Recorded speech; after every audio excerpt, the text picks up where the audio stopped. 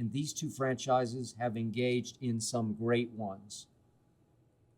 These games, for me, were the most memorable games of my life. These games were played at Candlestick Park, not the Levi Stadium where they play now in Santa Clara. This was on Candlestick Point. Creepy, muddy, fog-shrouded Candlestick. I think the architect was Edgar Allan Poe, but I'm not sure about that. But did I ever experience greatness at Candlestick? The greatest moments of my sports covering and sports watching life occurred at Candlestick, Cowboys at 49ers. I'm guessing you remember the catch game. But let me tell you, that 1981 season, the Cowboys actually played a game earlier that year against San Francisco at Candlestick. That was on October 11th. I was actually that day riding in the third of the three Cowboy buses on the way to Candlestick out of downtown. We were on the freeway for a while, but the traffic was so bad, the bus driver in the lead bus took a back road, took some off-ramp back streets to the backside of Candlestick, which suddenly allowed, actually forced us to try to negotiate an extremely steep hill. And would you believe, I look up from the third bus, which was carrying mostly media and Cowboy executives. First two buses were players. I look up from the third bus straight uphill, straight up into the early morning fog. And I realize we're not going to make it up the hill. The two buses are stuck ahead of me. Everybody had to get out of all three buses. And I watched pro football players, Dallas Cowboys, have to push their buses up over the precipice of the hill. I tried to help push my bus. I'm sure I didn't do much good. Some of the players came back and helped with the pushing of my bus to get it going up over the hill. But the truth was, it dawned on me later that that was a pathetically ominous sign about what was about to happen to my Dallas Cowboys. The year before, a rookie named Joe Montana and a sort of a young coach. He wasn't young in age, but he hadn't been coaching very long. A guy named Bill Walsh, who I got to know very well later, became very close with. Those two brought their team to Dallas the year before and lost 59-7 at Old Texas Stadium. My team was America's team.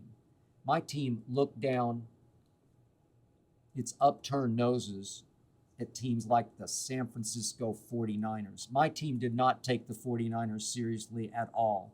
And that day in the regular season on October 11th of 81, that bus stuck day outside creepy old Candlestick, would you believe that Montana and Walsh did a 45-14 number on my Dallas Cowboys? It was 45. It was actually 45-7 before it got to 45-14. That loss forced my Cowboys to go back to creepy old Candlestick for the NFC Championship that year. And yet, I still thought, they're just better. The Cowboys will win this game, even though Roger Staubach had retired and Danny White had taken over, and even though that Cowboy team had lost the previous year's NFC Championship game at Philly to the Dick Vermeil, Ron Jaworski Eagles. Went on to lose the Super Bowl to Oakland.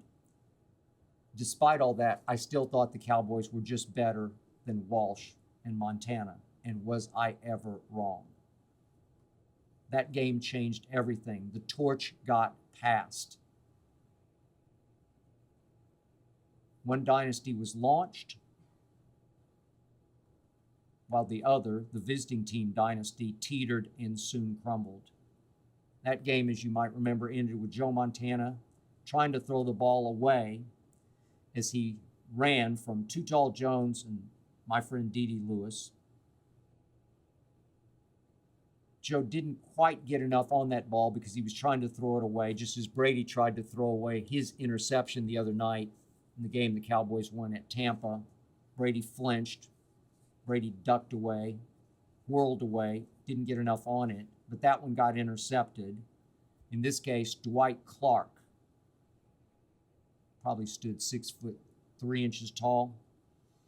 He rose up into the fog and he snatched the attempted throwaway by Joe Montana. That over my other good friend, Everson Walls, then a rookie. San Francisco 28, Dallas 27. I was sitting in the front row of the press box that day, and it seriously shook like we were having an earthquake. 49er fans were jumping up and down so hard that it had to register on the Richter scale.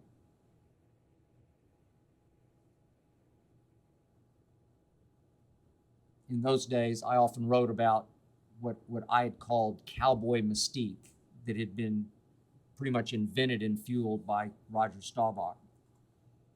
In the press box that evening, the lead to my column was, Cowboy Mystique died a little today. Actually, it died a lot.